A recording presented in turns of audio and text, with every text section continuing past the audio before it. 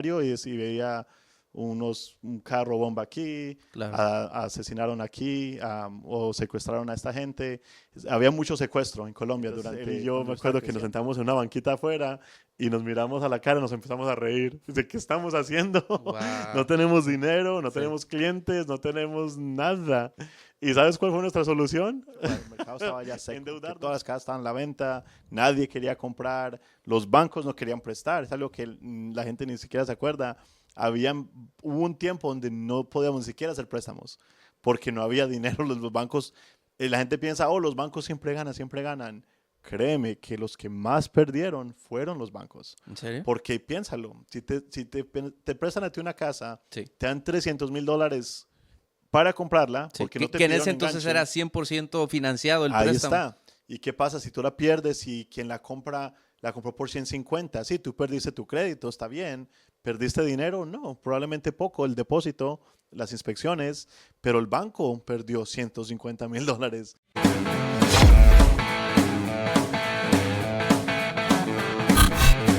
Buenas tardes, mi nombre es Oscar Vázquez, para los que no me conocen. Hoy me encuentro bien contento y la verdad que bendecido y agradecido, emocionado, no encuentro las palabras para dejarles saber lo contento que estoy. Para los que no me conocen, pues saben que yo soy agente inmobiliario, y ya tenía aproximadamente un año que quería comenzar este proyecto de hacer un podcast, ¿verdad? Y qué mejor que hacerlo con no solamente alguien que considero un gran amigo, pero alguien que respeto mucho, que admiro. Pablo, ¿cómo estás? Igualmente, hermanito. Muy bien, gracias a Dios. ¿Cómo estás tú? Bien, la verdad, emocionado, nervioso, pues la primera vez que hacemos algo así, pues Para los espero dos. que lo disfrutes y gracias por ser el primer invitado, mi padrino, se podría decir. No, gracias. El honor es mío. Sí, gracias. Amigos, pues Pablo Estrada se encuentra con nosotros. Él es prestamista, trabaja haciendo préstamos para las personas que quieren comprar casas, inmuebles aquí en el estado de California. Para ser específicos, aquí en el área del Valle Central, que como mucha gente lo conoce. Y pues para darles un poquito de datos sobre Pablo. Él, la verdad es que, como ya les comentaba, alguien que respeto y admiro bastante, es como se podría decir en inglés, un role model, una persona, una figura a quien seguir, la verdad. Nada más para que se chequen los datos. El año pasado, en el 2021, Pablo, en conjunto con su equipo, tuvo un volumen total de 82 mil millones, lo cual se traducen a un total de 316 transacciones o 316 casas que financiaste el año pasado. Algo de veras que aplaudir, hermano. Felicidades Gracias. por ese dato. Y también Pablo, pues ha venido siendo prestamista desde el año 2005, que ya vamos para 17 años, ¿verdad? Te ves joven, bro, para Lo soy, aunque no parezco. 17 años ya en esta industria haciendo préstamos hipotecarios. Y otro dato también muy interesante sobre Pablo, para que lo conozcamos un poquito mejor, es de que aquí a nivel local, en el Valle Central, Pablo es el latino o el hispano número 1, o sea, en términos de volumen y lo que proyecta en esta industria. No es un dato por menor, la verdad.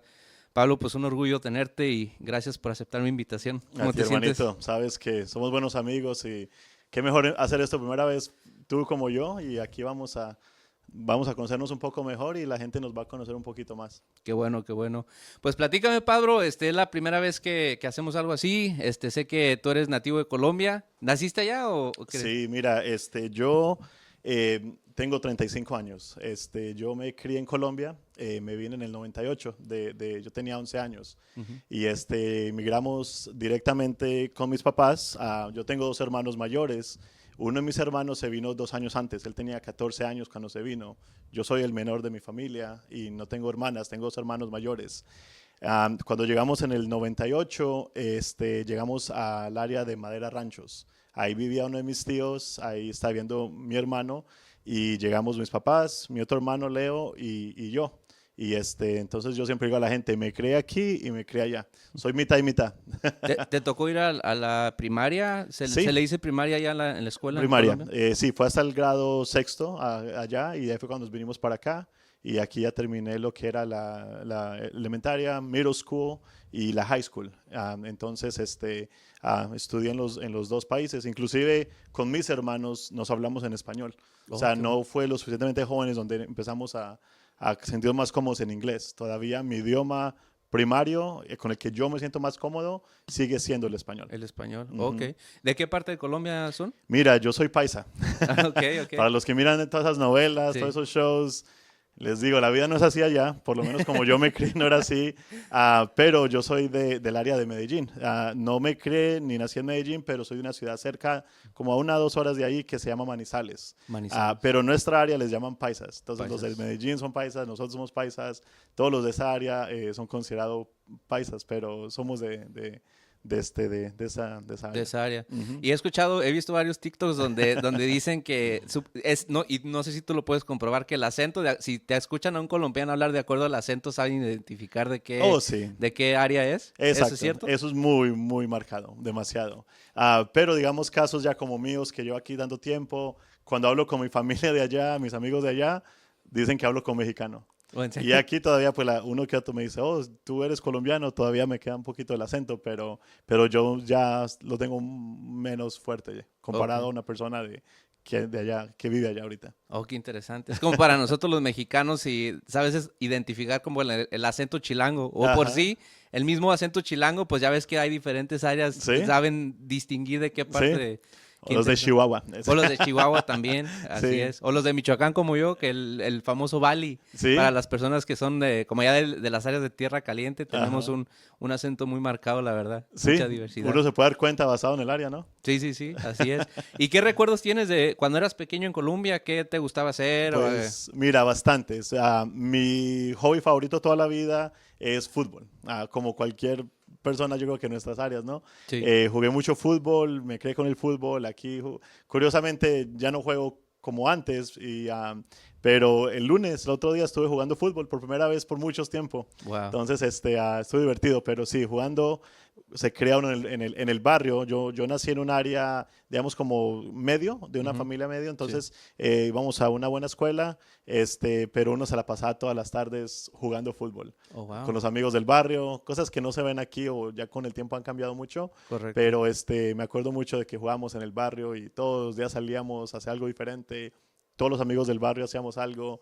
Entonces, pero sí, lo que marca mi niñez, yo diría jugar fútbol. Oh, qué interesante. ¿Y tú Ujú. ya vienes de una familia o sea, con la mentalidad de negocios o a qué se dedicaban tus papás? Pues mira, curiosamente voy a decir la naturaleza colombiana es algo que nos distingue bastante, es porque la gente se cría con una mentalidad así como de buscar un negocio, de hacer algo grande con su vida. Ujú. Allá la gente que vive todos es ir a la escuela, ir a la universidad, graduarse. Entonces está como eso bien marcado de que uno termine la escuela. Y entonces, entonces yo diría que eso fue lo que más, criándome, yo vengo de un papá que era bastante conocido, donde nosotros somos, en Manizales. Él era un fotógrafo profesional y él trabajaba para el periódico por muchos años. La Patria se llama el periódico de donde nosotros somos, como si el Fresno Bee aquí en Fresno. Ándale. Entonces lo que hacía, mi papá trabajaba muchos años para el periódico. Curiosamente, después de trabajar ahí, él empezó su propio negocio. La gente lo llamaba, era antes de las épocas de ahorita que todo es Sí. digital, ¿no? ¿Cómo en qué Pero, año estamos hablando? pues mira, cuando yo nací, él ya había parado de trabajar ahí, que era en el 87. Oh, Pero él trabajó ahí como en los 60, 70. Entonces, ya cuando yo me crié, él trabajaba independiente. La gente lo llamaba para hacer, y como él tenía su reputación, claro. mucha gente lo llamaba para una boda aquí, una quinceañera, una graduación. Entonces él mantenía activo con eventos locales. Oh, wow. Y la pregunta obligatoria, obviamente yéndonos para atrás a esos Ujú. años, él nunca le tocó reportar o vivir experiencias con, obviamente lo que sabemos todos a base de las historias, lo de... Sí, sí, eso se veía muy fuerte yo diría como en los 80s. Yo me crié en una mentalidad donde el país estaba peligroso. Entonces, de donde nosotros somos una ciudad mediana, es como decir un Fresno aquí en California. Sí, Medellín es como decir un Los Ángeles, una ciudad grande. Entonces, donde se veía muchas cosas de las noticias eran ciudades grandes como Bogotá, Medellín, Cali, ciudades así grandes. Nosotros es una ciudad un poquito más tranquila. Entonces, pero había peligros, y si uno creándose como lo que uno ve ahorita en la televisión de que lo glorifican si tú hablas con un colombiano, te digo, de 1000, 0 van a estar orgullosos de lo que se ve en las noticias hoy en día, no noticias, en las Sí, telenovelas, en los shows. Si dos colombianos hablan, nunca tocan esos temas. Es algo claro. que uno crece con esa, sabiendo lo que pasó, Sí. aunque no muchos nos tocó estar enfrente de eso, pero sí, o sea, uno miraba las noticias diario y veía un carro bomba aquí, Claro. asesinaron aquí, o secuestraron a esta gente. Había mucho secuestro en Colombia durante cuando yo estaba creciendo. Inclusive la hija, una de las hijas de mis padrinos, fue secuestrada por la guerrilla. Cuando en 94 se me hace, un primo mío que vivía en Bogotá, hubo un ataque bomba en la universidad donde él estudiaba. Él iba en camino, iba llegando y explotó una bomba en la universidad que mató muchos estudiantes. Wow. Inclusive el bus donde él venía, aunque estaba retirado, todos los virus explotaron y obviamente fue herido. Pero sí, era una guerra civil, campal, de que se sentía aviones que explotaban, o sea, todo eso que uno mira en las noticias, o en esos shows, perdón, Ujú. fue verdad. Ok. Entonces, obviamente lo hacen ver con su twist, ¿no? Sí, Pero al final del día era algo que nadie estaba orgulloso de eso. Me claro. acuerdo creándome que miraba las noticias y decía, Colombia es el país número 2 más peligroso del mundo. Y uno decía, ¿qué es esto? Es increíble, porque uno de niño, pues, de 5 o 6 años, Sí, todavía me acuerdo ver todas esas noticias. Son cositas así que lo marcan a uno, pero obviamente uno crece como completamente al opuesto. O sea, yo no conozco en lo personal de primos, tíos que digamos que hacían cosas con drogas y eso. Yo me crié en una familia bastante normal, ujú, pero sí se sentía siempre un poco el peligro. Y claro. inclusive una de mis anécdotas de pequeño, que casi nadie sabe, es de que a mí casi me secuestran como niño. ¿En Yo serio? tenía 10 años y mi mejor amigo y yo, él todavía y yo hablamos, nos creamos juntos y pasar de los años, él es el único amigo en Colombia que tenemos todavía una relación muy, muy cercana, Juanfe. Y él era más pequeño que yo de estatura Sí. y estábamos un día ponle como en un mercado, allá le llaman artesanías, que es como Ok. un lugar donde la gente vende sus cosas que hacen en casa. Sí. Entonces, sí, no se le llaman en México artesanías. Entonces, estamos con su mamá, estamos con su hermana y el novio de su hermana. Pues digo, tenemos 10 años él y yo. Y estábamos caminando y había mucha gente. Y de repente se nos perdieron los papás, la mamá y la hermana. La hermana era mayor y el novio era mayor. Ujú. Ellos tenían para unos 20 y algo, nosotros teníamos 10. Y entonces empezamos a buscar a la mamá y él la busca y yo gritando, pues buscándolas. Y de repente alguien me agarra el brazo, literalmente. Y la misma persona agarró a mi amigo, como él estaba más pequeño, lo cargó y nos estaba jalando a los dos, nos estaba llevando, nos iban a secuestrar. Wow. Y de ahí, gracias a Dios, la mamá nos estaba buscando y nos vio que estaba pasando eso. Sí. No, pues viene y se le tira al tipo encima y lo rasguña y el tipo sale corriendo. Y todo esto era ocasionado por la misma fricción de lo que causaba el cartel, se podría decir así, o eran personas independientes que se dedicaban nada más al Yo digo secuestro. que sí, por el lado de lo personal, yo pienso que en nuestra ciudad, y yo estaba muy pequeño, entonces no sé qué tanto había de mafia, Sí. pero se veía mucho delincuente callejero, mucho, y eso sí era algo normal. A mi hermano lo atracaron varias veces, a mi otro hermano lo persiguieron para robarle.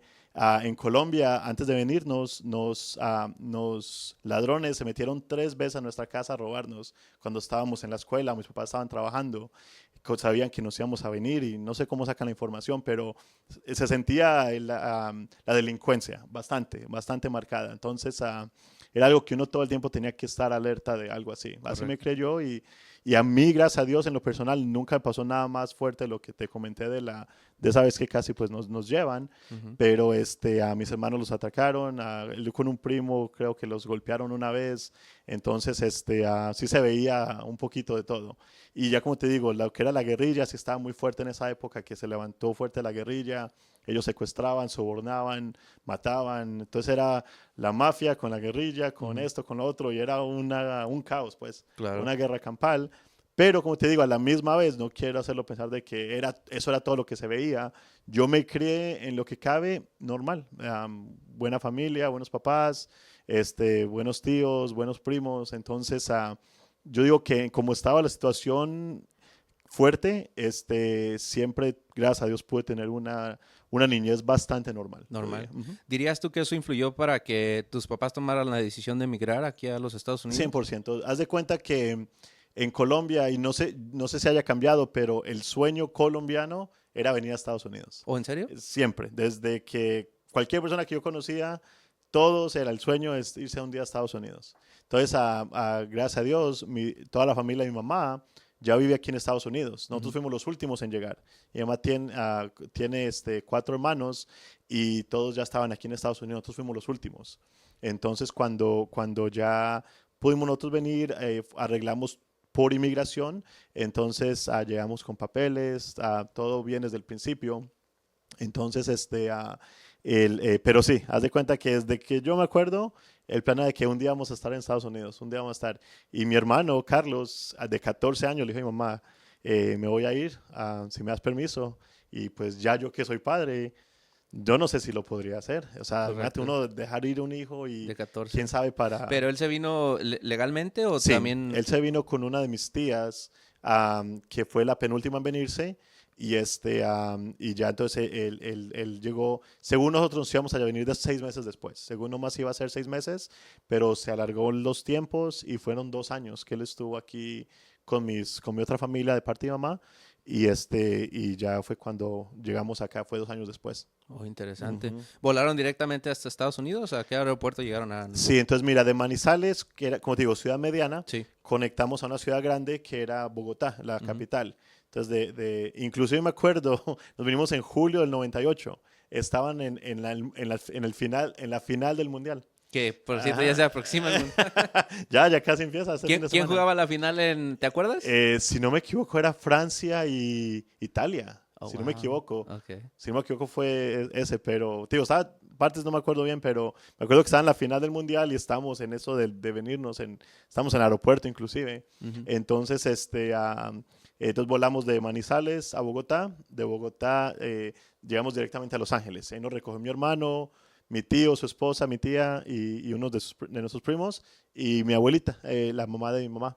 Porque, Oh. como te digo, toda la familia de mamá ya vive aquí Aquí. y ya toda la familia de mi papá pues vive en Colombia. Ahorita además tengo un primo que vive aquí, que viene de Colombia, él lleva aquí ya unos 4 años, Ujú. pero aparte de eso, toda la familia de mi papá vive toda en Colombia. Ok. Y a los 11 años que comentas que migraste, obviamente con tu familia, ¿cómo fue la adaptación de una nueva cultura? ¿O ya tenías bien estudiado más o menos cómo eran aquí los gabachos? ¿Cómo era la cultura en... Cero. ¿Cómo lo viviste? ¿Cómo Pues te mira, adaptaste? yo llegué, mi tío vivía en Madera Ranchos, ¿ok? Y en esa época, pienso que ha evolucionado un poco, pero en esa época era puro campo ahí. O sea, entonces, me acuerdo que yo llegué a una escuela donde nadie hablaba español, nadie. Nomás Sí. mi primo, Rubén, y él me traducía todo. Y eran puro Ujú. gringo. O sea, y a los poquitos latinos que están ahí, no hablaban ni pizca español o les daba pena hablarlo. Sí. Entonces yo no sabía nada de inglés, no sabía lo que estaban preguntando. Oh, me pasó muchas cosas chistosas porque uno no conoce la cultura y yo Sí. no hablaba ni pizca de inglés. Sí. Entonces aprendí rápido. Cuando uno está chiquito uno aprende rápido, pero decir de que sabía la cultura y eso, no, lo aprendí al llegar acá. Ok. Y otra cosa, además de que, obviamente, procedente de Colombia, pero no era como si también, si habían otros latinos, no era como si había más colombianos, ¿verdad? Oh, Como no. compartir esa... Y aquí, y todavía se mira así, si te das cuenta, no hay una población muy grande aquí colombiana. Correcto. Entonces ya uno, digamos, a medida que fui creciendo, me fui acostumbrando mucho a la vida, digamos, el estilo mexicano. Ujú. Mis amigos todos eran mexicanos, entonces yo pues me sentía pues parte del grupo, ¿no? Porque éramos los únicos hispanos. Pero decir de que me crié así con colombianos y eso, muy poquitos éramos. Correcto. Entonces, sí. Además de que Madera Ranchos es, para los que no conocen, es como, ¿cómo dirías? Como el Beverly Hills de esta área. O sea, me ha tocado pasar por allá y ahora, obviamente experimentando esto con mi licencia de que he tenido algunos showings o transacciones Ajá. en esas áreas, pues miras casas muy bonitas, con bastantes acres Sí. y pues me imagino que Puros ranchitos, ajá. puros ranchitos, correcto. Exacto, sí, entonces mi tío, pues gracias a Dios, él tenía un buen negocio, él venía de San José, Ujú. llegó a Madre Ranchos cuando todo estaba casi en cero ahí, entonces compró varias propiedades, invirtió bien y le gustaba mucho el estilo del campo, entonces era como, sí, como decimos, como estar en una finca, le dicen en Colombia. Correcto. Entonces es como un rancho. Entonces, sí, pues ahí estuvimos 6 meses y mis papás, mira lo curioso, mis papás siempre han sido de que uno tiene que tener casa, de no rentar. Y no me acuerdo yo en la vida que mis papás hayan rentado. ¿En serio? Cuando yo me crié, cuando yo nací, ellos recién habían mandado a construir un apartamento Sí. que era de 2 pisos donde ellos vivían. Nosotros vivíamos en el piso de abajo y mi tía vivía en el piso de arriba. Ellos lo mandaban a construir juntos. Y lo tuvieron, de ahí vendieron el dinero, de ahí lo guardaron. Y cuando llegaron aquí, con ayuda de mi tío, en vez de ir a buscar donde rentar, mis papás se hicieron dueños de casa. Luego, en cuanto llegaron, Llegamos en julio del 98. del 98, en octubre ya eran dueños de casa. Wow. Sí, obviamente, y al ratito vamos a hablar más de eso, Sí. de cómo uno califica y todo, pero en esa época, pues mis papás no calificaban, entonces mi tío les ayudó. Entonces, Ok. por medio de mi tío fue que ellos pudieron comprar casa, pero no, nunca rentaron. Qué Y interesante. todavía mis papás viven en esa casa, 24 años después. Eso es lo que te iba a preguntar. ¿Siguen en esa Sí. misma casa? Y lo curioso es de que mi mamá siempre le ha importado mucho el estudio y la locación.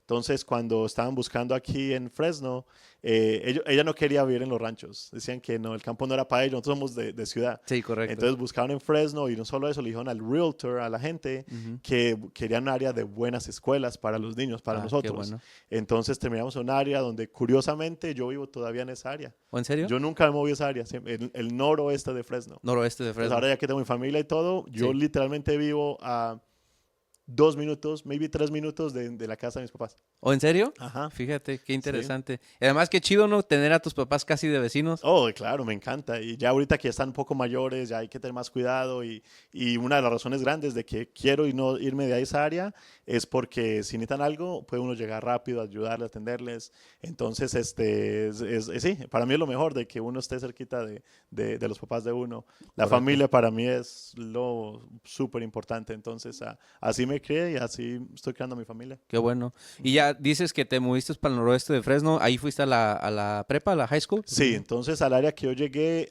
era el de nuestra área hay una escuelita que se llama Fee Garden. Ujú. Ahí fue donde yo terminé sexto grado. De ahí pasé a la middle school, a la escuela intermedia que se llamaba Tenaya. Ujú. Y de ahí yo terminé la high school, la prepa en Buller High. En Buller High School. Ahí donde O que me gradué. está a unos 5 minutos de aquí. Sí, Que entonces también se considera una muy buena sí, preparatoria. curiosamente es lo que se cree, ¿no? Pero recordando mis años de la high school, no era tan buena. Había muchas peleas, ¿En serio? Sí, no se veía como, digamos, como droga y eso, pero se veía con muchos problemas entre los mismos estudiantes. Pero bueno, no de que uno diga, oh, era una escuela mala, no. Sí. Pero de que no era la mejor, por seguro, pero no era una escuela mala, pero tiene una reputación, eso sí, por Sí. seguro. Ujú. ¿En qué año estamos hablando? ¿Cuándo te graduaste de la... 2005. En el 2005. 2005 fue cuando me gradué. Ok. Y curiosamente fue el primer año que empecé a hacer préstamos. ¿Oh, en serio? De 18 años, ahí mismo, pero... Es podemos lo que hablar te de iba a eso cuando preguntar. gustes. ¿Cómo va esa transición de... Te gradúas de la preparatoria, lo que aquí viene siendo la high school, La high school. y no vas a la universidad? ¿Decides meterte a trabajar o cómo estuvo? Pues mira, es una historia un poquito curiosa, porque como te digo, como yo me crié, la escuela era lo más importante.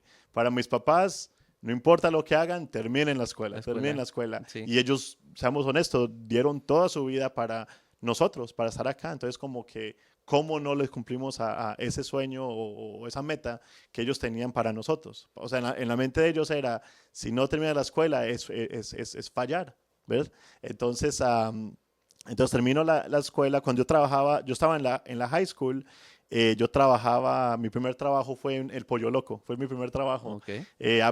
Curiosamente siempre he sido movido, o sea, siempre me ha gustado Sí. no depender. Es algo que, curiosamente, mis hermanos, que son 4 y 5 años mayores que yo, mi sobrenombre a mí toda la vida ha sido viejo. Viejo, viejo, viejo. Siempre me han dicho viejo, es porque dice que yo antes los regañaba a ellos ¿En serio? ajá, les decía qué hacer. Entonces es como el apodo de que, yo actuaba como un viejo, aunque Claro. era más chiquito. Ujú. Entonces, me acuerdo que en este país uno tiene que tener por lo menos 15 años para poder tener trabajo, 15 y medio. Correcto. Y me acuerdo que teniendo los 15, empezaba todos los días llegando de la escuela, hacía mi tarea, lo que tenía que hacer, y iba a buscar trabajo. Me iba en la bicicleta a aplicar a la tienda, aquí, allá. Y yo no te miento, apliqué más de 50, si no más lugares. Y ya mi aplicación, yo de 15 añitos, ahí nomás ya la entregaba. Y una vez llegué a Pollo Loco y el manager estaba ahí y me dijo, hey, ¿quieres venir a una entrevista? Así de una. Y me sorprendió porque no me esperaba eso. Y le dije, claro. Entonces llegué el fin de semana, me dijo que llegara un sábado y le gustó cómo lo traté y dijo que le gustó la forma que yo hablaba, que estaba joven y que estaba buscando sobresalir y me dio el trabajo ahí mismo.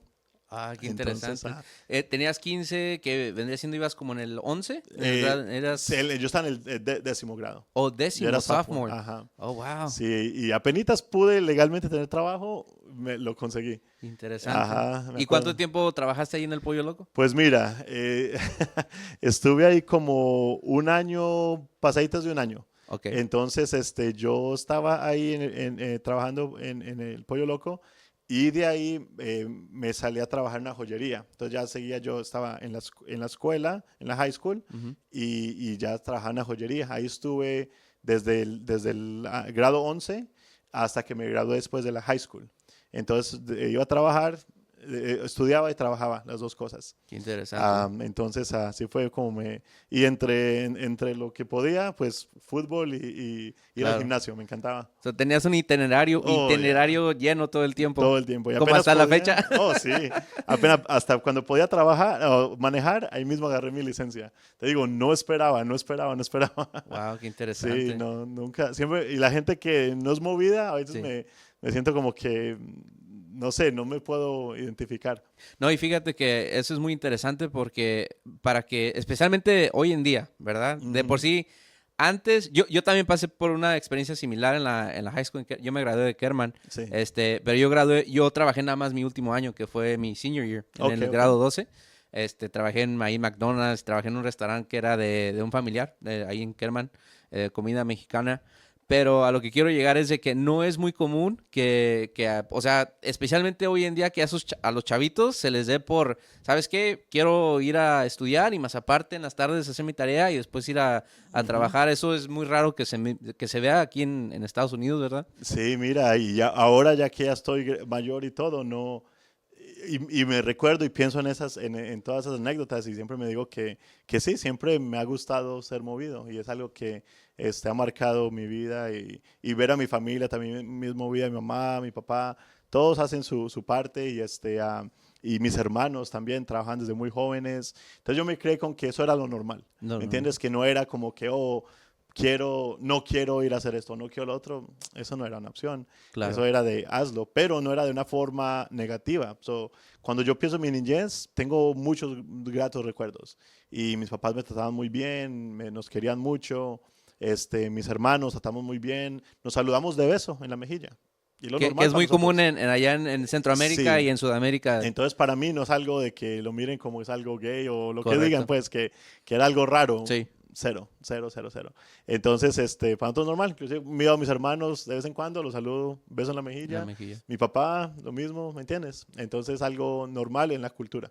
Oh, qué bueno. Ujú. Mencionabas que te dieron el apodo de viejo, te decían Viejo, el ese es mi viejo, apodo pero todavía. obviamente eso surge a raíz de la madurez que tú mismo Sí, se te dio, ¿verdad? Por las responsabilidades, por ser movido y por querer sobresalir y estar todo el tiempo activo, ¿no? sí, la verdad que sí. Y te digo, lo único que me ha gustado que no hice en la high school, porque no fui, algo que sí por seguro no fue buen estudiante. No me gustaba la escuela. No me gustaba, no se me hacía natural. Entonces, de estudiar y eso no me gustaba. Me gustaba todo lo demás, lo Sí, social, los deportes, sí, todo lo demás. Pero si era la parte de académica, ahí sí fallé fuerte. sí. O casi no me graduó, con solo ¿Llegaste a decirte eso. reprobar materias? Mira, el día que nos graduamos de la high school, Sí. dos maestros me iban a dejar pasar. O sea, estaba yo ¿cómo se dice? En la En la línea frágil, línea. pues, y me hicieron que fuera a las clases de ellos a hacer Sí. papeles nomás para que me puedan dar suficientes puntos para dejarme graduar. Wow. Sí, y te digo, no era mis hermanos eran estudiosos y eso, pero a mí nunca se me hizo natural ser buen estudiante, curiosamente. Correcto. ¿Y tuviste, así como muchos otros estudiantes, alguna época o fase de desmadroso, como decimos en México? De rebelde. ¿De rebelde? Pues mira, comparado a mis hermanos, sí. Yo digo que yo era como la ovejita negra de mi familia porque pues me gustaba como era como fiestas y eso, Sí. por seguro. Entonces yo digo que por ese lado sí. Mi hermano Leo, el de la mitad, es el que siempre fue mucho más calmado que nosotros. Entonces, pero como te digo, venimos de una familia tranquila. Entonces Sí. no es de que lo que para mí digamos que era la ovejita negra, a lo mejor no se compara con otros, pero sí, yo sentía que sí, yo tuve una época rebelde, claro, y Pero es nada parte fuera de lo común o... pues ya que soy grande y me recuerdo y vuelvo a eso y Ujú. comparo, digamos, con otros casos, yo no diría que tanto. O sea, que Ok. no, que era algo así de que, oh, era una locura esto. Ujú. No, me gustaba salir bastante y yo siempre he sido muy social. Es lo Ok. que siempre me ha gustado. Me siento más cómodo si hay 100 personas en un cuarto Sí. que si nomás hay dos. Ok. Como que me gusta estar alrededor de otra gente, me siento más cómodo, me viene más natural. Sí. Entonces es algo que toda la vida siempre me decía, pero no de chiquito. De chiquito yo era muy callado, muy Sí. penoso. Correcto. Entonces, pero a mí a los años eso se me fue quitando. ¿Y cómo fue el involucrarte? Obviamente aquí en Estados Unidos hay mucha diversidad, ¿verdad? Sí, Lo miras desde la preparatoria, la elementaria, sí. a la high school. Hay de muchas razas de muchas partes del mundo, personas de donde quiera. ¿Cómo fue inmiscuirte con otras razas, con otras personalidades, Sí. culturas, mezclas? Pues mira, cuando estábamos en la middle school, en el grado 7 y 8, la escuela estaba como secluida. Estaban digamos, el grupo mexicano latinos Sí, y hay un grupo de morenitos y no se llevaban, no nos llevamos. Y sí, me acuerdo cuando tuvimos peleas y eso, inclusive, entonces era como cosas de niños, yo sí, ahora lo miro como infantiles, pero fue difícil acostumbrarme a otras razas, a otras costumbres, no se me hizo tan fácil. Inclusive, por más latinos que seamos nosotros, correcto, la cultura colombiana y la mexicana no es la misma. correcto. Para nada, es muy diferente de la forma que hablamos, de lo que decimos, de cómo suenan las palabras diferente. Para nosotros, muchas palabras que para los mexicanos son insultos Sí, o de burla, para nosotros correcto. son literales, palabras que no tienen ninguna mala. Más allá de ese sentido de lo que se Es algo significa. que para mí me tocó acostumbrarme porque yo miro como la cultura mexicana es como le gusta como buscarle doble sentido a todo. Sí. Y eso no existe en Colombia. El doble sentido no existe. ¿O en serio? Muy poco, Y pero haciendo un paréntesis en eso antes de que se me olvide, está creo que es un comediante muy famoso, inclusive joven, ¿no lo has escuchado o has visto? Creo que se llama Rastacuando. loquillo, El Loquillo. súper famoso. Y qué bueno es para rimar y para encontrar el doble sentido a las Ah, me encanta cosas. loquillo, es un genio ese Un hombre. genio, la Es verdad. un genio de la comedia.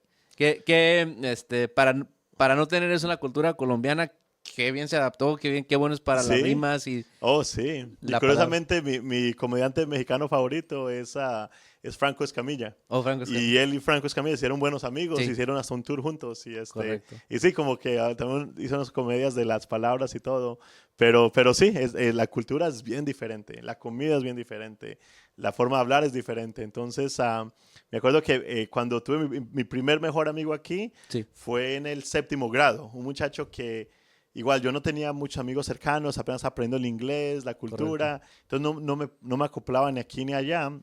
Pues ya estábamos en Fresno, entonces ya había mucha más cultura, habían asiáticos, negros, habían mexicanos, gringos, entonces una escuela bien mezclada, Ujú. pero curiosamente llegó un muchacho que se llama David, él es de San Luis Potosí Oh, y vino sin saber inglés. igual. Él llegó en el sexto grado, éramos amigos del sexto grado y él no hablaba nada de inglés y yo lo poquito que hacía, entonces nos hicimos súper amigos porque no teníamos nada más que cosas en común, nomás los únicos que hablábamos español y físicamente nos parecíamos. ¿O en serio? Mucha gente También pensaba que éramos güerito. hermanos, era así güerito, él era Ajá, más alto que yo, sí.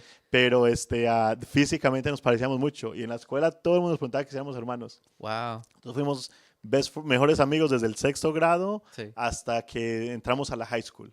Ya de él se devolvió a México, no hemos tenido mucha comunicación, pero fuimos muy allegados y le tengo mucho cariño y todo. Pero sí, entonces yo me acuerdo que fue por medio de él que me di cuenta la diferencia de nuestras costumbres, porque él decía palabras que yo no le entendía y hablábamos español. Correcto. Y yo a veces llegó al punto donde yo no le decía todo lo que le quería decir por falta de no saber cómo se decía en México. ¿En serio? Ujú. Wow. Una vez, mira, fuimos a comer, fuimos a comer a un lugar que se llama Long John Silver's, que venden Ajá. pescado. Sí. Y yo no sabía si tenía espinas, ¿ok? Y me crié con mucho miedo a las espinas, Sí. mucho miedo de que me iba a ahogar. Sí. Entonces no me gustaba. Entonces yo quería saber si tenía espinas, pero no sabía si en México se decía así. Sí. Y no le pregunté, solamente eso es Sí. uno de los anécdotas que me acuerdo. Ujú. No le pregunté por no decir, oh, ¿cómo se dice espinas en México? En México. A lo mejor se dice diferente y me da Sí. pena preguntarle. Correcto. Entonces me acuerdo y le dije, ¿eso tiene huesitos? Le dije. y estábamos con su mamá y dijo, no tiene espinas, me Sí. dijeron, ok. Pero sí, te digo, la costumbre es diferente, Correcto. todo es diferente en las culturas. Correcto. Y lo interesante es que te terminas casando con una Ajá. mexicana, Oh, ¿verdad? sí, por Que ya lo seguro. vamos a platicar más Oh, sí. adelante, pero ahora quiero transicionar un poco. ¿Te gradúas de la high school a los 16, 17? 17 años, ponle, que se Ok. gradúe uno no, a los 18, lo sabe, acabo de cumplir los 18. Ok. Porque yo cumplo en febrero, nos Sí. graduamos en junio, julio, o agosto, no me acuerdo, en esos meses que uno se gradúa en el verano. Sí. Y entonces recién tenía los 18 años cuando terminamos la high school. Ok. Y después de ahí te vas a... Dices que no cursaste la universidad. ¿Te vas a trabajar o qué es lo que...? Sí, entonces mira, estaba ya trabajando en la joyería, entonces pasé de trabajar tiempo promedio, o sea, part-time a full-time, a tiempo completo. Y de ahí sí empiezo el City College, Ok.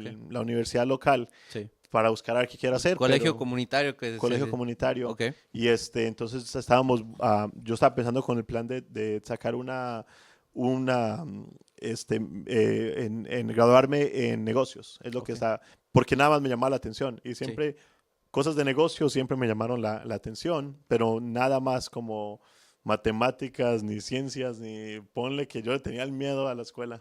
Correcto. Yeah. ¿Y te gradúas del colegio comunitario? No alcancé porque ahí fue donde empezó mi carrera como en en real estate, en bienes y raíces. Ok. Entonces, dime si quieres, podamos hablar de eso, pero Sí, no, claro, claro. Adelante. entonces me gradué a los 18 años de la Bullard, entonces está trabajando en la joyería, y de ahí sigo trabajando. Y en el 2005 es cuando aquí en nuestra área empezó, no en el país, empezó Correcto. a explotar todos los bienes y raíces, préstamos que hacían que era muy fácil de calificar, digámoslo Correcto. así. Entonces, entonces mucha gente se empieza a meter en el negocio, ¿verdad? Entonces, yo tenía 18 años, recién terminado la high school, y mi hermano mayor se metió como prestamista. Cuando eso no era Carlos, tan, ¿verdad? mi hermano Carlos, él no era tan estricto de, ocupas tu licencia y eso, no más que, si alguien con que trabajas tiene la licencia, está bien. Correcto. Entonces, él empezó a buscar clientes. Es lo que le decían a él, busca clientes, tráelos, nosotros te encargamos del resto. Y mi hermano es alguien que le gusta también lo social, le gusta hablar con la gente, darles ideas, ha tenido muchos negocios, todavía tiene muchos negocios mi hermano. Y entonces él tenía 23, 24 años en esa época y empieza a hablar con la gente, compra casa, y de repente ya estaba bien ocupado. Y él sin saber lo que en verdad estaba haciendo, porque Correcto. quien hacía los préstamos era la compañía. Entonces me dice a mí en octubre, me dice, viejo, ¿qué tal si va a trabajar conmigo? Y yo tengo 18 años y yo digo, ¿hacer qué, por Dios? Ujú. Y sí, no, a hacer préstamos de casas. Y yo, ¿qué es eso? Entonces me dice, no, pues mira, ponte como mi asistente. Yo te pago $500 por cada vez que cerramos un préstamo. Ok, digo, ok, pues a lo mejor uno al mes, no sé cómo está la cosa, Correcto. pero literalmente ese mes que le empiezo a ayudar, que no tengo la menor idea de lo que está haciendo porque apenas iba a aprender, él me empezó a pasar sus llamadas. Y mucha gente, pues como él tampoco sabía mucho, a veces llamaba a decir, ¿qué está pasando en este préstamo, en el otro? Y yo ni idea, aprendí, pero a punta de golpes, gritos y amenazas. Correcto, correcto. Porque la gente quiere saber cosas y uno ni idea. Entonces, y la compañía con la que estábamos nomás decía, trae los clientes y tampoco nos decían mucho. Entonces tenían prácticamente lo que viene siendo, sí tenían a un loan originator, ahí, ¿verdad? Uno de ellos, ajá, sí. A quien verdaderamente originaba el préstamo y hacía, pero hasta cierto punto tú estabas limitado con la información que Sí, tenías. haz de cuenta que nuestro trabajo era traer los clientes. Nada más. Entonces, pero tampoco ellos se encargaban de poner a todo el mundo al día. Entonces yo era como esa brecha entre la persona que está trabajando los préstamos, mi hermano y el cliente, y los agentes me llamaban a mí. Entonces yo era como la mitad. Mi hermano me decía, hey, llama a mi hermano, él es mi asistente. Entonces sí, entonces yo dije, uy, no, esto está muy difícil porque no sé qué estoy haciendo. Pero estamos ganando bien. Él cerraba como de 8 a 12 préstamos al mes y yo trabajando tiempo completo en la joyería, ponle que ganaba $1,500 a $2,000 al mes en esa época. Correcto. Que para mi edad era muy buen dinero. Tenías 18. 18, correcto. Ajá. Entonces, o sea, era buen dinero para pagar mis gastos. Y, y entonces cuando empecé a ganar más con mi hermano, trabajando 3 horas al día, ponle, no dijo, no, pues aquí hay más dinero, quiero enfocarme más, quiero aprender porque no quiero hacer algo que no sé. Entonces, para cuando cumplí los 19 años, paré de trabajar con mi hermano porque él tampoco estaba muy enfocado y dije, voy a hacer esto yo solo. Y curiosamente mi hermano, Carlos, como es tan bueno para hablar con la gente, Sí. no solamente yo me salgo y me convierto full time en prestamista, mi otro hermano Leo se sale, él era un paraligo de un abogado aquí en Fresno, que también le estaba yendo bien, Sí. y se viene y se hace prestamista. Entonces, estábamos los dos aprendiendo. Yo tenía 19 años, mi hermano Leo tenía como 23, estábamos jovencitos. Y dijimos, ¿sabes qué? Hagámonos un equipo. Un equipo, correcto. Éramos el primer equipo original que existía porque en esa época todo el mundo era por su cuenta. Hoy en día Independientes. todos son equipos, ¿verdad? Sí. Pero en esa época no existía eso. Entonces estábamos buscándole cómo hacerle y me acuerdo que decíamos, ¿cómo vamos a buscar clientes? No sabemos de dónde empezar, ¿cómo le hacemos? Y los dos bien jóvenes, sin nada sin saber nada, y hicimos, ok, pues hablemos con la gente que conozcamos. Correcto. Me acuerdo un día cuando recién empezamos, llevamos ponle como 3 semanas y no teníamos dinero, estábamos pero quebrados. Y después estábamos pensando, ¿cómo le vamos a hacer para ganar dinero? Correcto. Y me acuerdo que estábamos en el downtown de Fresno, allá por el Fulton Mall. Sí. Y estábamos caminando porque donde él trabajaba en el abogado, se habían movido al Fulton Mall. Dijo, vamos y llevamos como unos flyers, unos panfletos para decirles aquí si ocupan nuestros servicios, aquí estamos. Entonces él y yo me acuerdo que nos sentamos en una banquita afuera y nos miramos a la cara y nos empezamos a reír. Dice, ¿qué estamos haciendo? Wow. No tenemos dinero, no Sí. tenemos clientes, no tenemos nada. ¿Y sabes cuál fue nuestra solución? Endeudarnos. ¿En serio? ¿Sacaron un préstamo? No, dijimos, ok, ya sabemos qué tenemos que hacer. Tenemos que ir a rentar una oficina para que sea de nosotros. Ahí vamos a estar animados, porque estamos trabajando desde la casa. Ok. Y como te digo, no había como quien te enseñe ni nada. Correcto. Eran épocas muy diferentes ahorita, muy diferentes. Y de ahí aprendí bien a cómo yo no quería que la gente que yo le iba a enseñar o que quería trabajar conmigo, que pasara lo que yo pasé. Entonces, en sí ustedes no tuvieron, digamos, un mentor, por decirlo así, alguien que verdaderamente se tomara el tiempo de enseñarles, de procesar el préstamo, de... Nada. O sea, ponle que la gente que conocíamos nos decía, traigan los préstamos, o sea, traigan la gente que quiera y nosotros hacemos el resto. Pero nadie que diga A, B, C, D, así es esto es eso. Nada. ¿Y crees tú nada. que obviamente eran épocas diferentes, a pesar, Ajá. y estamos hablando, puede sonar como que estamos hablando a años luz de distancia, apenas fue en el 2005, 2006. Fue 2005, 2006, exactamente. Pero, ¿crees tú que eso era por desconfianza, por envidia, porque, si te enseño vas a ser mi competencia? ¿Qué crees tú que era? Mira, lo que yo pienso es de que era una época tan llena de negocio que yo digo que los que lo estaban haciendo estaban ocupados, y muchos que ni sabían estaban haciéndolo. Entonces era como que el ciego guiando al ciego, ponle. Entonces no había como estructura. Eso es lo que por seguro nunca vimos. Entonces en el 2000, todo esto fue el 2006 ya. Y entonces de ahí estuvimos con diferentes compañías, les llevamos préstamos. Ese fue nuestro 2006, era busque. Entonces ya a finales de 2006 y empezando 2007, eso era una sequedad. Haz de cuenta que hicimos, ponle en todo el año y compartíamos la comisión entre los dos. Sí. Ponle que hicimos 4 trámites en todo el año. Ajá. Y era, como te digo, lo bueno que estábamos solteros, vivíamos con mis papás, y no, y te digo, más crédito para mis papás. Ellos que por sí no era de que tenían dinero ni nada, nos prestaban para pagar nuestros gastos básicos.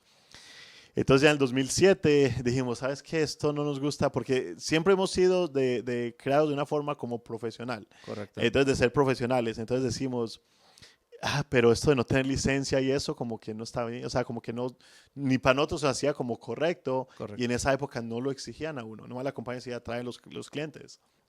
Entonces en el 2007 hicimos un acuerdo. Entonces dijimos, ok, Leo, él se va a ir a ser un agente de bienes y raíces, va a sacar esa licencia. Correcto. Y yo me iba a agarrar la licencia de prestamista, pero seguíamos como team, como equipo. Correcto. Entonces eso pasó, en 2007 sacó su licencia, yo saqué la mía y los dos ya por lo menos teníamos nuestra licencia. En 2007 empezamos a trabajar para una compañía local que ya era más profesional, con una señora que también queremos mucho, que estuve ahí con ella un año. Y el 2007 fue cuando el mercado se desplomó, pero feo. Ya tenemos esa licencia, pero ya no había gente buscando casa. Ya 2007 tocó el techo y de ahí para abajo empezó a bajar todo.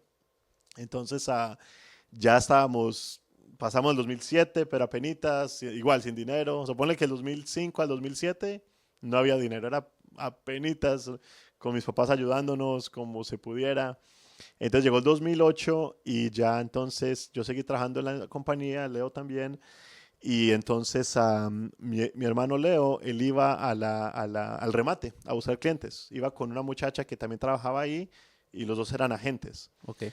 Y una vez esto fue principios del 2008, como en febrero, ponle. Sí. Y ya el remate, para los que no saben, es como en México decimos el tianguis o el tiradero. Ok, ahí está. ¿Cómo le dicen en Colombia al remate? Ay, no sé. Remate, yo creo. No creo. ¿No? Es que no. Yo diría como las artesanías. Artesanías. Como te digo, Sí, te conté donde me pasó estabas? esto. Ok. Entonces, ellos fueron y un cliente le salió de ahí. Que ya estoy calificado, estoy calificado con el Banco de América, me ofreció este programa que no ocupo enganche, 100% financiamiento. Y ya en esa época, el 2007, pararon de financiar 100%. Ya se requería entre el 3 al 5% de enganche. Entonces nosotros es lo que ya estamos ofreciendo. El interés anda como al 6 y algo en esa época. Okay. Entonces cuando le dice el señor a Leo, mira, yo califiqué con el 5 y algo de interés, no ocupo enganche, y a Leo se le hizo demasiado bueno. Entonces me llama y me dice, Pablo, ¿qué tal ese programa? Me dice este cliente que sacó un Banco de América. Y yo le dije, no, es fraude, es malo, eso No puede ser. Es propaganda. Sí. Y entonces le dijo el señor a Leo, no, yo estoy calificado. Esta es la muchacha que me está ayudando. Y era una prestamista que se llama Trina, una amiga mía hoy en día ya.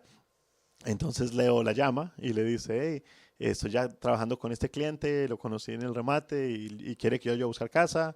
Y Trina le dice, oh sí, lo califiqué para un programa que se llama Acorn. Es un programa que estamos ofreciendo ahorita. Y Leo le dice, bueno, yo tengo un hermano que él es prestamista y dice que esto no es verdad. Entonces le dice Trina, oh sí, vengan a la oficina y hablamos. ¿Y ella trabajaba con el Banco de América? Con Banco de América. Okay, Entonces Banco de América tenía un departamento de préstamos, sí.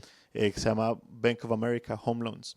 Entonces estaba en el centro de Fresno. Entonces Leo va, le muestra la información, Leo me trae un estimado, sí. Yo lo miro y digo, esto es increíble, no existe nada similar a esto. Entonces terminó siendo que era un programa que sí existía en esa época, correcto, era real, y lo quitaron después porque ya el mercado se desplomó más. Correcto. Entonces Leo me dice, y yo como que además lo dijimos, yo tengo que trabajar en un banco, o sea, eso me tengo que hacer el negocio, ya está ahí, pero no tengo ni con qué cambiarme los zapatos. Correcto. y ajá. Perdón por la interrupción, pero creo que es importante poner las cosas un poco en contexto porque obviamente sabemos que a lo largo de la historia de Estados Unidos, y esto es aprendiendo un poquito más sobre la historia, creo que después de la Gran Depresión, lo que ocurrió en el 2000, entre el 2005, 2006 al 2009, 2011, cuando ya estaban todas las casas en pre-foreclosure, que ya el banco te las estaba quitando. Creo que no se había visto algo así desde entonces. Entonces, obviamente sabemos que aquí en Estados Unidos, pues los mercados suben y bajan, como cualquier otra cosa, ¿verdad? Son ciclos y por lo general creo que dirías tú, entre 10 a 15 años el mercado llega a su tope, y en tope me refiero a los precios de las casas, de a lo que llegan. Y después, obviamente, hay una corrección en el mercado y comienzan a ajustarse los precios, a bajar y demás. Sí. Lo cual nos lleva, pues, obviamente, cuando se habla en esta industria sobre estamos en un mercado para compradores o en un mercado para vendedores. Pero a lo que quiero llegar es, cuando pasa todo esto fue casi noticia internacional. O sea, sí. porque prácticamente, ¿cuánto dirías tú que la economía de Estados Unidos, de este país, se ve afectada por la industria de bienes y raíces? Eso fue algo increíble, algo que vivirlo es algo que uno dice, wow, ¿cómo lo hicimos? ¿Verdad? Porque imagínate que fue tan grande que le llamaron la Gran Recesión. O sea, haz de cuenta que la querían llamar depresión, pero no fue depresión. Sí. Y fue guiada por bienes y raíces. Correcto. Entonces, a medida que vamos terminando, pues vamos a hablar de cómo es diferente el mercado que estamos viendo ahorita a cómo fue en esa vez, porque me imagino que a ti no te tocó tampoco verlo. Entonces, muchos de la gente que yo ya conozco, la mayoría no le ha tocado ver lo que nosotros vivimos en esa época. Correcto. Y haz de cuenta que, mira, yo ni siquiera tenía clientes antes. Yo cerraba un trámite cada 2, 3 meses. Y imagínate que se desplome todo, pues ahora, ¿qué clientes voy a tener? Correcto. Entonces, me acuerdo que en esa época, las noticias, para que todo el mundo sepa, es nuestro aliado número 1 o nuestro enemigo número 1. Sí. Y la diferencia hoy en día que tenemos es esto, Correcto. la tecnología. Cuando pasó la última vez, no teníamos voz. Correcto. No había voz. Era lo que la noticia se decía y punto, se acabó. Hoy en día, si uno mira Facebook, Instagram, todos los que estamos en el negocio estamos, no es mal tiempo, estamos queriendo dar la voz. Correcto. Porque la noticia, si tú miras noticias, que es mal tiempo, que el interés está muy alto, que esto, que lo otro, y es pura cosa que al final del día no es información correcta. Correcto. La noticia que quiere es vender. En serio. Si no hay miedo, no hay ventas. Entonces, la gente no se da cuenta que están mirando una noticia, están viendo una historia que alguien está haciendo. Correcto. ¿Verdad? Puede ser verdad, puede que sea verdad. Entonces, al final del día, el miedo vende. Correcto. Y desafortunadamente, pues de eso vive la noticia. Si uno va a ver el noticiero, no es para ver mira, todo puro aplauso, no. ¿Qué pasó aquí? ¿Qué pasó allá? Y cómo se está desplomando el mundo, ¿verdad? Así es. Creo que lo describes bien, como lo acentúas, el miedo vende, y es así, el morbo siempre así va a ser. Siempre. Y fíjate, ahora que lo mencionas, Pablo, en esa época también, yo no lo viví como agente, lo viví simplemente como una persona que fue afectada. Pero algo que quiero mencionar es que en ese entonces, algo que se me hacía curioso, sin yo estar en el mercado, pero después ahora que soy agente y lo estudié un poco, y a lo mejor tú lo puedes verificar, es que en ese entonces era muy fácil que llegaba cualquier persona y ¿en qué trabajas? Ni siquiera verificaban tu empleo, no verificaban, pues, literalmente cualquier persona, Sí. y decir, podías llegar y decir, gano $300,000 al año. No verificaban y te daban una casa de medio millón de dólares. Exacto. También otra cosa que creo yo que afectó para que se desplomara fue los intereses variables, que también quisiera que comentaras un poco. Claro. Y la otra que me ha tocado, obviamente no voy a mencionar nombres, pero que había en ciertas ocasiones hasta un acuerdo entre evaluadores y los prestamistas, Sí. que decían, supongamos que yo era evaluador y tú, siendo el prestamista, me decías, Oscar, pues tenemos esta transacción, esta casa obviamente solamente puede valer, ¿que te gusta? 300,000. Tú pon que vale unos 350, güey, para que la comisión sea más grande y todos sigamos. Entonces, te imaginas, en combinación de no verificaban, cualquier persona podía mentir y decir, yo gano tanto dinero. Los intereses eran variables, que digamos, hasta cierto punto te llegaba un fijo y ya después te subía y bajaba el pago. Y otra, había esa corrupción entre evaluadores y prestamistas. Se vio muchas cosas. Nosotros, como no estábamos apenas entrando al negocio, el fraude estaba, pero por todo lado. Y la gente, desafortunadamente, se afectó mucho por eso. Entonces, pasó eso, de que existían préstamos donde uno tenía que decir cuánto ganaba, o puede decir, yo gano tanto y vámonos, y listo. No solamente eso, ok, aunque digas que ganes lo que quieras, pero ¿qué estás poniendo tú de tu bolsillo para que no vas a perder esta casa? el banco te está dando 100% financiamiento.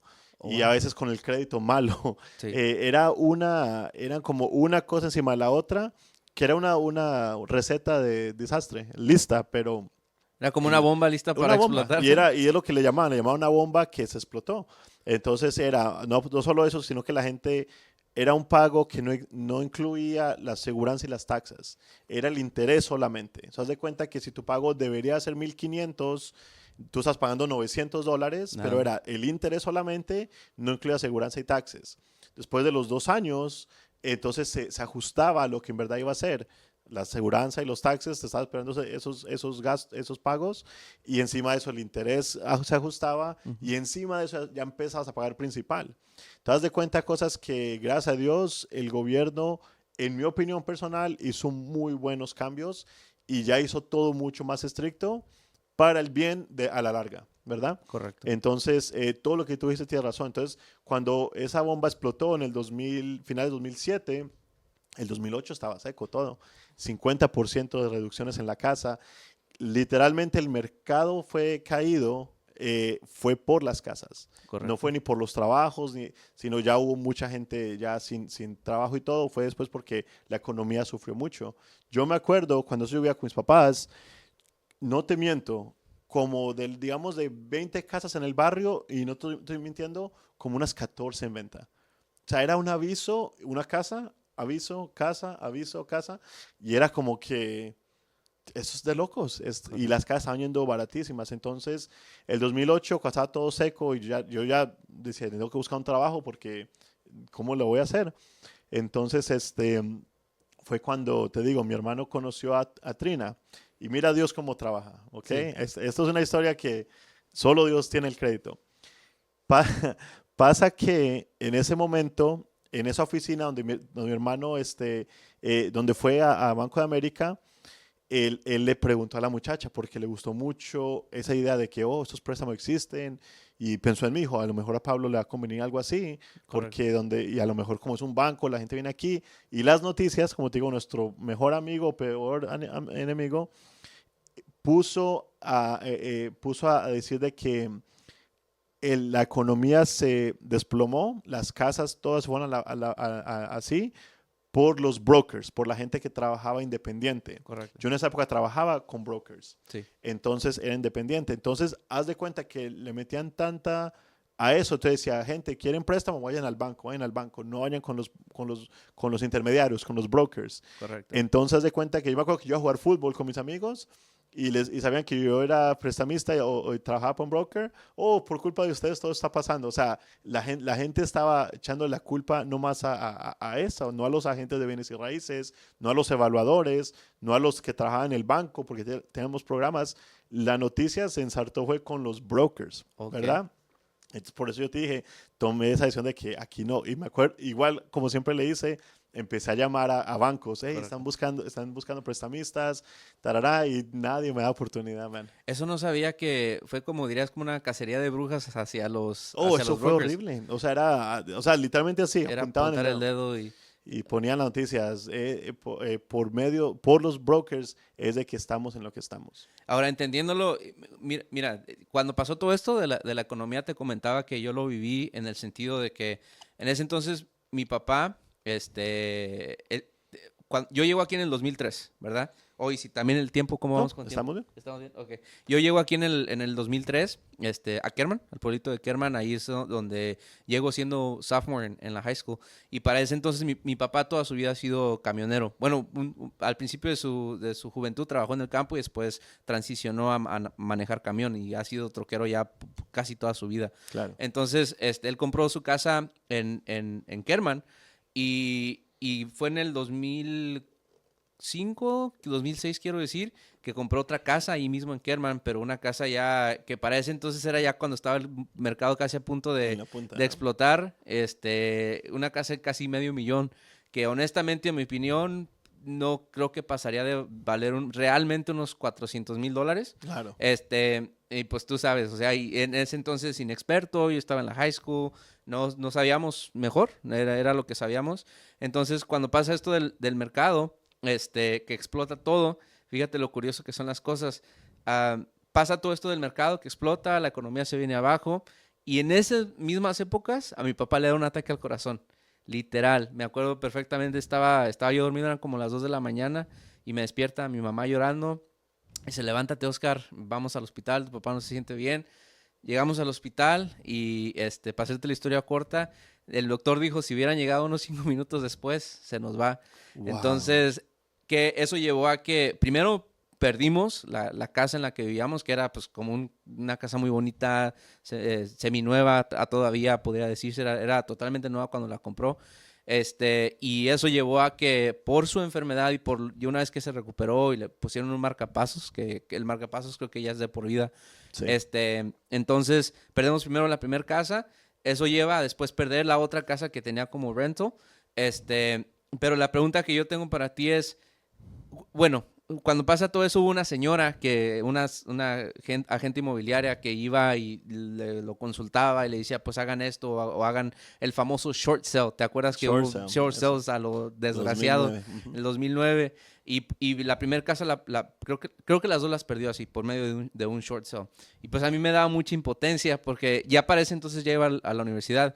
Y aún así me decía, ¿cómo es posible que estoy yendo a la universidad y no entiendo ni un carajo de lo que está diciendo, lo que le está explicando esta señora a mi papá, de que un short sale, que pre-foreclosures, sí, foreclosures, todas esas palabras.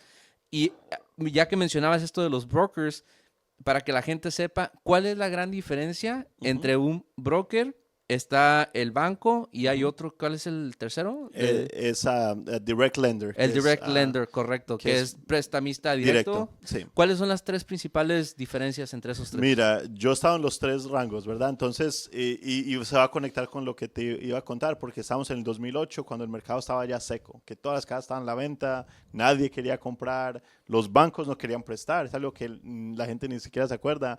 Hubo un tiempo donde no podíamos ni siquiera hacer préstamos porque no había dinero. Los bancos, la gente piensa, oh, los bancos siempre ganan, siempre ganan. Créeme que los que más perdieron fueron los bancos. ¿En serio? Porque piénsalo, si te prestan a ti una casa, sí, te dan $300,000 para comprarla, sí, porque no te que en pidieron ese entonces era 100% financiado el Ahí préstamo. está. ¿Y qué pasa si tú la pierdes y quien la compró por 150? Sí, tú perdiste tu crédito, está bien. ¿Perdiste dinero? No, probablemente poco, el depósito, las inspecciones, pero el banco perdió $150,000 en un trámite. Correcto. Entonces, ahí es donde la gente veía como al banco como el malo, pero al final del día, por eso fue un colapso económico, porque los bancos estaban pierde dinero. Ellos sí ganaron cuando la gente hizo los pagos, pero cuando pararon de hacerlos, ningún banco quiere que pierda tu casa. Ellos van a trabajar contigo. Ellos nunca quieren que pierdas tu casa. Nunca. Entonces, por eso es que hacen programas de modificación, lo que sea para que la gente siga pagando. Correcto. Porque ellos pierden es el día que uno para de pagar. ¿Okay? Entonces, en el 2008, ya es cuando mi hermano habla con esa muchacha de Banco de América y le dice, están contratando. Y ella le dice, que yo sepa, no. Pero cuando ellos sentaban en cubículos, no sé cómo se dice. Sí, en cúbicos. En cúbicos, ajá. Entonces, donde estaba ella sentada era un cúbico que era un cúbico para dos personas. Sí. Así de reducido el espacio. Entonces, ella estaba sentada aquí, donde estás tú, y había otro cúbico aquí donde estoy sentado yo. Sí. Y compartían uno y habían como unos 6 en toda la oficina. Entonces, dijo, la señora que estaba ahí se acaba de cambiar a otro banco. Y no sé si el manager, el gerente, va a contratar a alguien o no. Entonces Leo le dice, oh, mi hermano es prestamista y está buscando trabajo en un banco. ¿Cree que lo puedan entrevistar? Entonces dijo, no estoy muy segura, pero déjame le pregunto al manager. Entonces le pregunté al manager, y me acuerdo ese día, y mira cómo es la vida curiosa. Ese día, Leo y yo fuimos a comer a Pollo Loco, que era mi primer trabajo. Curiosamente, o sea, donde trabajé la primera vez, y estábamos comiendo, y entonces Leo dijo, voy a llamar a Trina a ver si a lo mejor ya hay chance de que sí, de una entrevista. Entonces va y la llama después de que comimos y le dijo, oh, sí, dijo que si podía venir ahorita a una cita. Y en mis cosas de la juventud, cuando tenía yo 20 años, una vez estaba tomado y me paró la policía y me quitó mi licencia de conducir. Entonces, encima el de famoso todo, DUI. el DUI. Y cuando uno es aquí menor de 21 años, si uno tiene un DUI, por un año uno pierde la licencia. No importa lo pelees, pierdes la licencia automática por un año. De encima de que no tenía dinero, no tenía clientes, tenía ese DUI, o sea, tenía todos sus problemas encima, no podía manejar. Entonces era mi hermano el que me manejaba, porque estábamos en la misma oficina. Sí. Entonces mi hermano va y me lleva al banco a entrevistarme con el manager. Entonces es cuando el mercado está cambiando, ¿no? Entonces acuérdate, pasan de préstamos de 100%, no te piden ingreso. Banco de América está haciendo estos sus préstamos. O sea, haz de cuenta que hacían préstamos con los ojos cerrados. 100%, tienes el crédito más o menos, ok, vámonos. Entonces ya la gente, los bancos ya no estaban haciendo sus préstamos, los quitaron porque eran muy riesgosos. Entonces ya empezó los préstamos del gobierno, el FHA o el convencional pero con un enganche más alto o full duck, que era, ahora sí te tengo que pedir talones de cheque y todo eso. Amigos, disculpen, tuvimos ahí una falla técnica con las cámaras. Somos novatos en esto, Pablo. Pues nada, amigos, les agradezco su tiempo. Se nos fue el tiempo volando, Pablo, la verdad. No sé si lo podemos dejar para un segundo episodio, porque creo que hicieron muchas faltas, muchos temas de conversar en términos de préstamos, de explicar un poquito más las diferencias entre lo que es un banco, un prestamista directo, un broker, explicarle un poquito más a la gente en el mercado en el que estamos ahorita. O sea, primero te agradezco tu tiempo, de veras, de todo corazón, muchas gracias. No sabía que esto se nos iba a ir tan rápido y pues si quieres reagendamos para un segundo capítulo. Claro, no, la pasamos bueno y creo que está perfecto porque la segunda parte ya vamos a poder hablar de cómo el mercado evolucionó y porque cómo conecta lo que pasó a cómo estamos ahorita y cuál es la diferencia. Yo pienso que la gente va a sacar mucho beneficio de saber de cómo ese mercado del 2007, 2008 no es el mercado de ahorita, el 2022. Entonces yo pienso que el próximo capítulo la gente le va a encantar saber qué es la diferencia y cómo eso les puede dar paz y tranquilidad a cómo las cosas se están dando en este momento. Perfecto. Bueno, pues gracias por tu tiempo. Sé que tienes otro evento al que tienes que ir. Muchas gracias de veras, Pablo, te lo agradezco, hermano, y pues ojalá que lo volvamos a hacer pronto y pues nada, muchas gracias. Claro, gracias a ti y gusto y ahí estamos a la orden, ¿eh? Bueno, gracias. Amigos, muchas gracias. Les encargo que por favor me hagan el favor, si les gusta este contenido, de suscribirse al canal, de activar la campanita para que les llegue una notificación cuando subamos más videos y pues nada, intentar que esto sea entretenimiento, pero a la misma vez hasta cierto punto educativo y que les sirva esta información a nuestra comunidad. Muchas gracias, amigos. Hasta luego. Gracias, Pablito. Gracias.